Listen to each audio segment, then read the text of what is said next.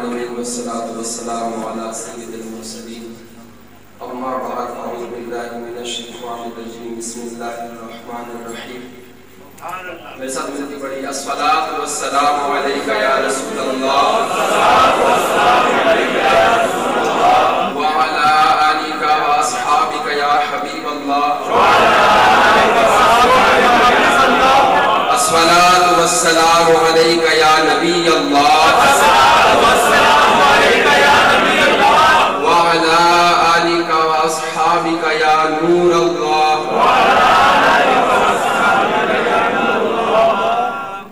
محترم اسلامی بھائیوں، الحمدللہ عزوجل اللہ تعالیٰ کا احسان عظیم ہے کہ اس نے ہمیں زندگی میں ایک مرتبہ پھر اپنے مرشد کریم کا عرس منانے کی توفیق عطا فرمائی۔ اس کے احسان سے ہے، اور اس کے ایک احسان یہ بھی کہ اس نے ہمیں زندگی میں پیارے محبوب صلی اللہ علیہ وآلہ وسلم کا میلاد پاک منانے کی سعادت نصیب فرمائی۔ یہ یاد رکھیے کہ محبوب کی محفل کو محبوب سجاتے ہیں، آتے ہیں وہی جن کو سرکار بلاتے ہیں۔ تو جتنے بھی یہاں ہم حاضر ہوئے ہیں، ہم عام لوگ نہیں ہیں، ہم وہ ہیں کہ جن کے بارے میں شاعر نے کہا ہے کہ محبوب کی محفل کو محبوب سجاتے ہیں۔ تو آپ محبوبین ہیں، آپ وہ ہیں جن سے محبت کی جاتی ہے، جن کو بلایا جاتا ہے۔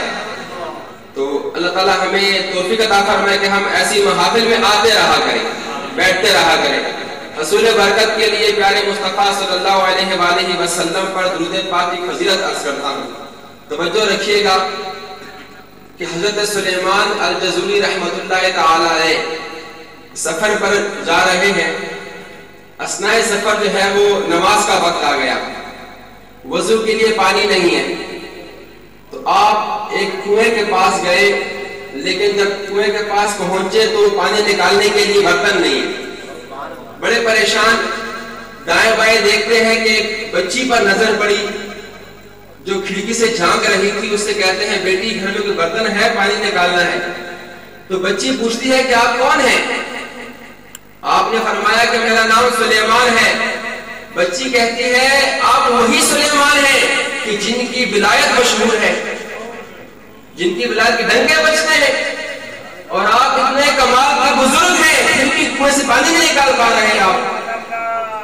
تو بچی نے اس کنویں میں ایک روایت میں کہ تھوکا اس نے نا، تو وہ پانی جوش مارنے لگا، یہاں تک کہ پانی کنویں سے باہر آ گیا، اور آپ نے وضو کیا، نماز پڑھی، اور بعد میں بچی سے پوچھتے ہیں بچی تمہیں یہ کمال کیسے ملا کہ تمہارے تھوکنے سے جو ہے وہ کنویں کا پانی ابل کے باہر آ گیا؟ اور بچی کہتی ہے کہ میرا کوئی عمل نہیں ہے، صرف یہ ہے کہ میں پیارے محبوب صلی اللہ علیہ وسلم پر درود پاک پڑھتی ہوں۔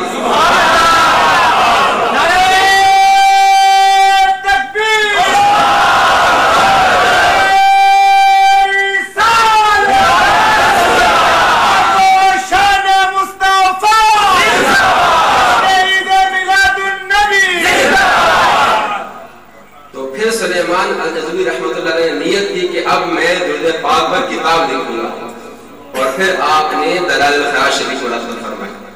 تو اللہ ہمیں توفیق دے کہ ہم بھی درود پاک پڑھنے والوں میں سے بنے۔ تمام اسماعیل بھائی ایک بار درود پڑھ لیجیے، اللہم صلی علی سیدنا محمد۔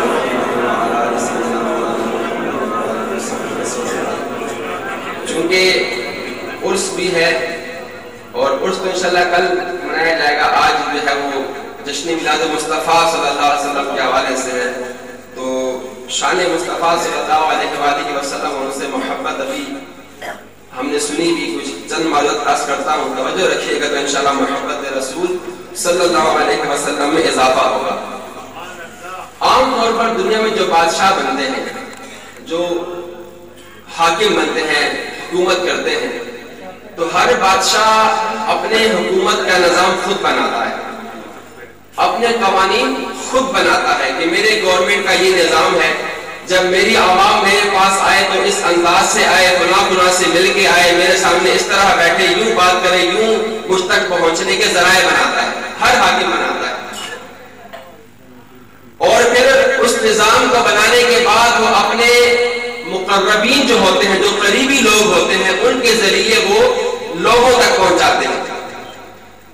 لیکن اس آسمان کے نیچے ایک دربار ایسا ہے, ایک شہنشاہ کا دربار ایسا ہے کہ اس شہنشاہ کے دربار کے قوانین اس شہنشاہ نے خود نہیں بنائے. اس نے خود لوگوں کو اپنا ادب نہیں بتایا کہ میرا ادب یوں کرنا ہے, میری بارگاہ میں یوں آنا ہے, میرے سامنے اس طرح بیٹھنا ہے, اس طرح کلام کرنا ہے, بلکہ اس شہنشاہ کے دربار کے آداب خود رب کائنات نے بتا دی. خود رب عز و جل نے قرآن پاک میں ہمیں پیارے محبوب صلی اللہ علیہ وسلم کے دربار کے آداب سکھا دیے. اور یاد رکھیے کہ یہ وہ بارگاہ ہے کہ جس بارگاہ میں انسان تو انسان, فرشتوں کو بغیر اجازت آنے کی اجازت نہیں ہے, وہ بھی یہاں پوچھ کے آتے ہیں.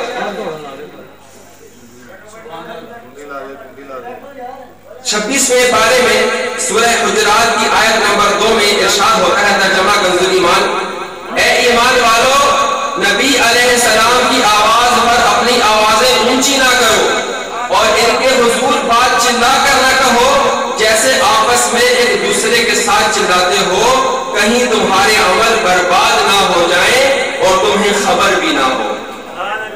یعنی یہ رب کائنات نے اپنے محبوب کی بارگاہ کا ادب سکھایا کہ جب تم میرے محبوب کے پاس آؤ تو اس انداز سے کلام کرو کہ تمہاری آواز ان کی آواز سے اونچی نہ ہو جائے, اور جس کی آواز اونچی ہوگی تو خطرہ ہے کہ اس کے اعمال ضائع کر دیے جائیں گے. یہ کیوں اللہ تعالیٰ نے ارشاد فرمایا؟ یہ ادب رب تعالیٰ نے ہمیں کیوں بتایا؟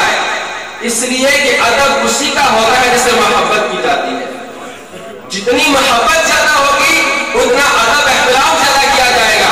اور الحمدللہ جب یہ آیت نازل ہوئی تو صحابہ کرام نے ایسی محبت فرمائی, ایسی اطاعت فرمائی, ایسا ادب کیا کہ جس کی مثال نہیں ملتی, اور ایسی محبت پیش کی کہ حضرت ابو بکر صدیق رضی اللہ تعالیٰ عنہ پیارے مصطفیٰ صلی اللہ علیہ وسلم نے ان کو انگوٹھی دی کہ اے صدیق اس پر اللہ کا نام لکھوا کے لائیے. آپ انگوٹھی دے کے چلے, سنار کے پاس چلے گئے, سنار کو انگوٹھی پیش کی کہ اس پہ اللہ تعالیٰ کا نام لکھو. دل میں خیال آیا کہ جب اللہ نے اپنے محبوب کو کسی مقام پر اپنے محبوب کا نام خود سے الگ نہیں کیا, کہ جب آذان کہتے ہیں تو اشہد ان لا الہ الا اللہ کہتے ہیں, تو اس کے بعد کیا کہتے ہیں؟ اشہد ان محمد رسول اللہ. جب نماز پڑھتے ہیں اللہ کی حمد بیان کرتے ہیں, لیکن جب تک السلام علیکم ایھا النبی نہ کہا جائے نماز پوری نہیں ہوتی. تو میں صدیق کون ہوتا ہوں کہ اللہ سے اس کے حبیب کا نام الگ کر دوں؟ ابو بکر صدیق سنا سے کہتے ہیں کہ بھائی اس پر اللہ کا نام لکھو اور ساتھ محمد کا نام بھی لکھ لو. یہ آپ کی محبت کی آپ نے لکھوا دیا. جب آپ بعد میں انگوٹھی دینے کے لیے گئے تو معاملہ کچھ اور ہوا. انگوٹھی لے, انگوٹھی پر اللہ کا نام لکھا ہے, محمد عربی صلی اللہ علیہ وسلم کا نام لکھا ہے, اور ساتھ میں ابو بکر صدیق کا نام بھی لکھ دیا گیا ہے. آپ بڑے پریشان ہو گئے. پریشان اس لیے ہوئے کہ حکم تھا اللہ کا نام لکھنے کا, میں نے اپنی محبت میں محمد کا نام لکھوا دیا. پیارے محبوب پوچھیں گے یہ کیا کیا, اور اس پر بات یہ کہ میرا نام بھی آ گیا ساتھ میں. بڑے پریشانی کا میں انگوٹھی دے کے حاضر ہوئے. جب انگوٹھی پیش کی, توجہ چاہوں گا آپ کی, جب انگوٹھی پیش کی تو پیارے مصطفیٰ نے پوچھا اے صدیق اکبر یہ اللہ کے نام کے ساتھ میرا نام کیوں لکھوایا ہے؟ تو انہوں نے سارا واقعہ بتایا, سرکار آپ کی محبت میں لکھوایا ہے. فرمایا ٹھیک ہے, تو میری محبت میں نام لکھوا دیا تو اپنا نام کیوں لکھوایا ہے ساتھ میں؟ تو بڑے عرض کرتے ہیں آقا میں نے نہیں لکھوایا, نہ میں نے لکھوایا نہ سمراٹ نے لکھا ہے. اسی اسنا میں جبرائیل علیہ السلام تشریف لاتے ہیں, سلام عرض کرتے ہیں اور عرض کرتے ہیں یا رسول اللہ صلی اللہ علیہ وسلم صدیق سچ کہہ رہا ہے کہ اس نے آپ کا نام محبت میں لکھوایا. تو اللہ تعالیٰ مجھے فرماتا ہے جبرائیل جب صدیق نے تم آپ کے نام کو میرے نام سے الگ نہیں کیا تو میرا بھی عشق گوارا نہیں کرتا کہ صدیق کا نام آپ کے نام سے الگ کر دیا.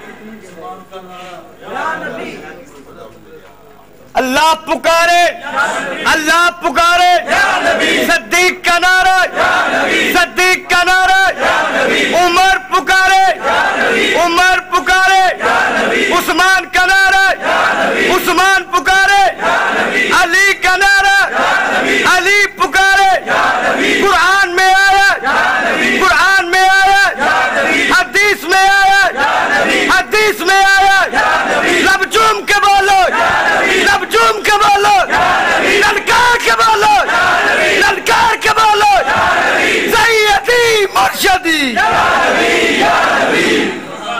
تو یہ ابو بکر صدیق کی محبت تھی۔ آئیے آپ کو ایک واقعہ اور سناتا ہوں عشق رسول صلی اللہ علیہ وسلم کا،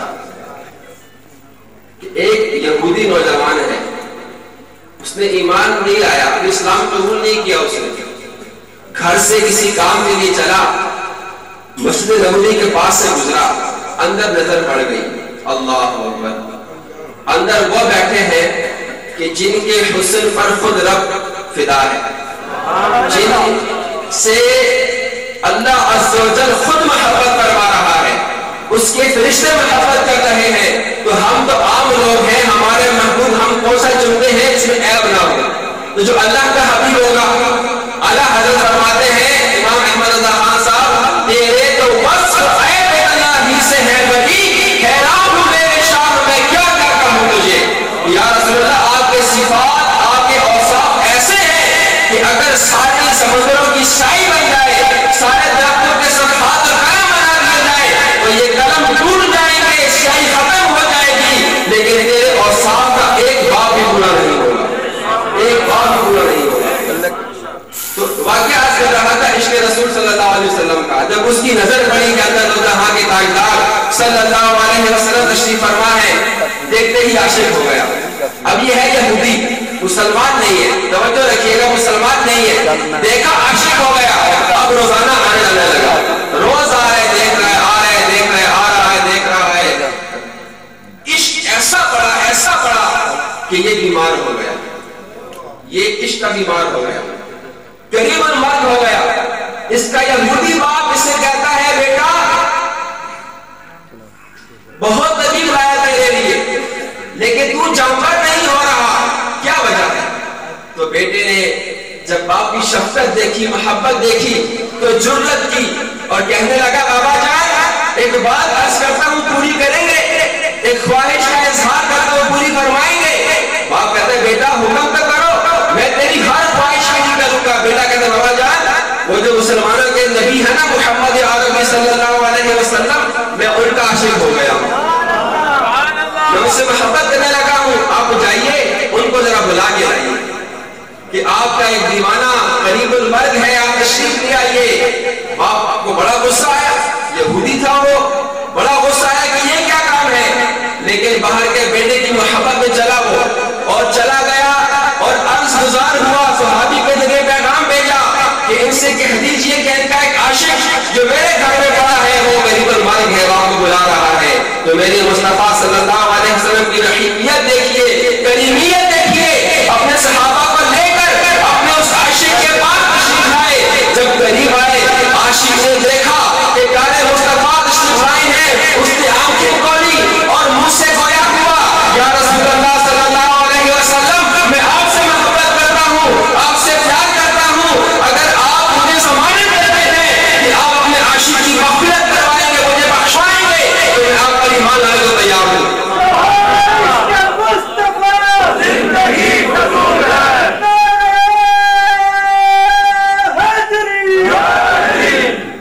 تو میرے مصطفیٰ صلی اللہ علیہ وسلم فرماتے ہیں کہ میں تمہارا ضمانتی ہوں، میں ضمانت پر بخشش کرواؤں گا۔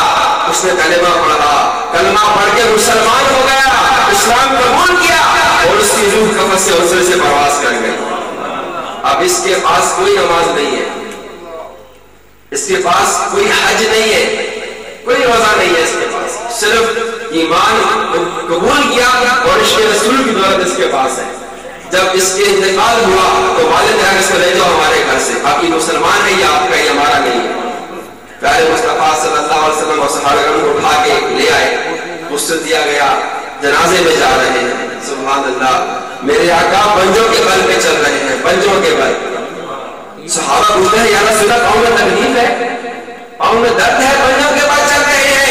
इरशाद फरमाया, इतने मलाइका जनाजे में आए हुए हैं कि पाँव रखने की जगह ही नहीं है। इतने मलाइका है कि पाँव रखने की जगह ही नहीं है। जब उसको कब्र में उतारा गया, कब्र में उतार रहे हैं, पसीने पसीने हो गए। सहाबा कराम कहते हैं, या रसूलल्लाह, क्या मुश्किल बनी पड़ी है, बहुत सख्त काम करना पड़ा है, पसीने आ गए हैं। फरमाया, कोई सख्त काम नहीं किया, इतने बूढ़े और इतने मलाइका ज़ियारत के लिए आए हुए हैं कि कब्र में काम करना मुश्किल हो गया।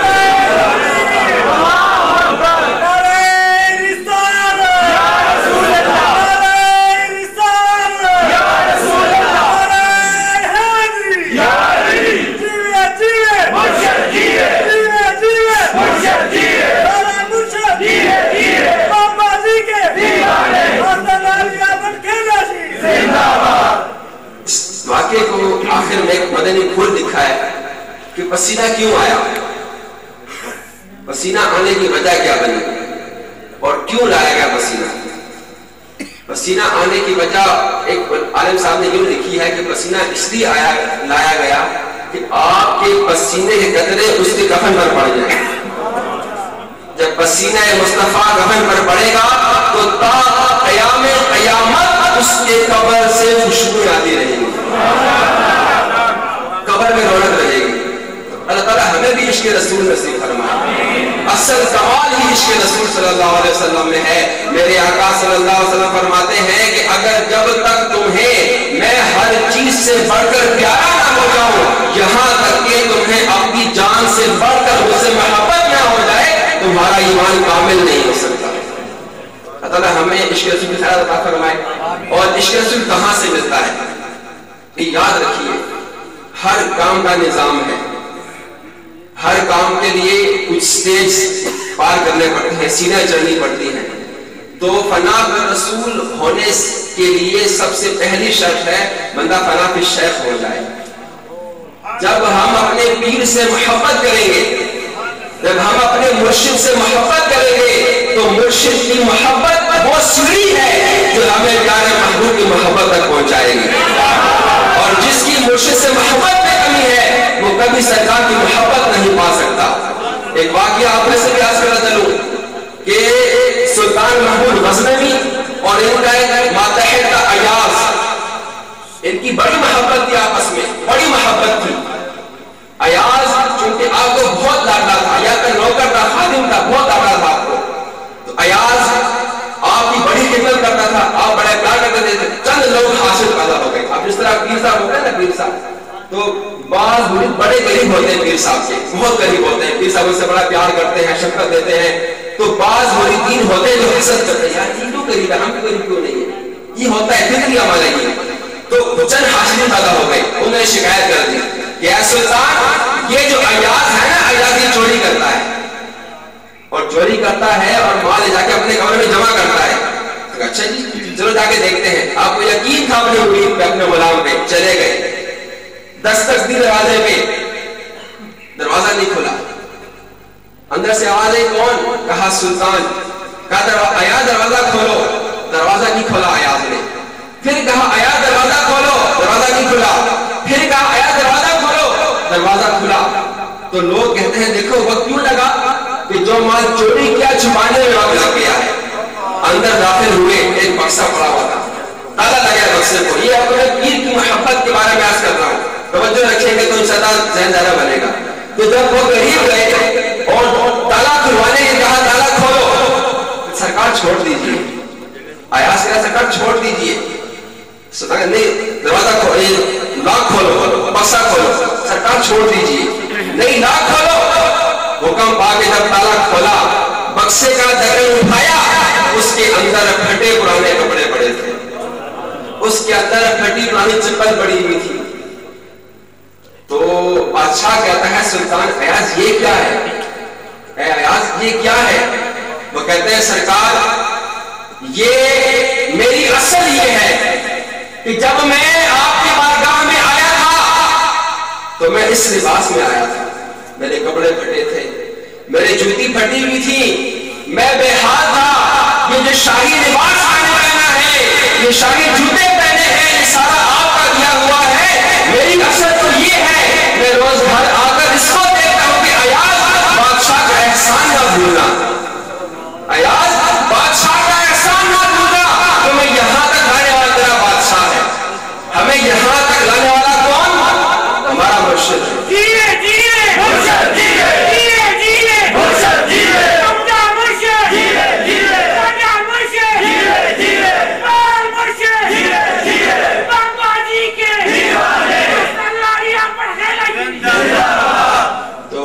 مرشد ہی وہ ہے جو ہمیں منازل طے کروائیں گے۔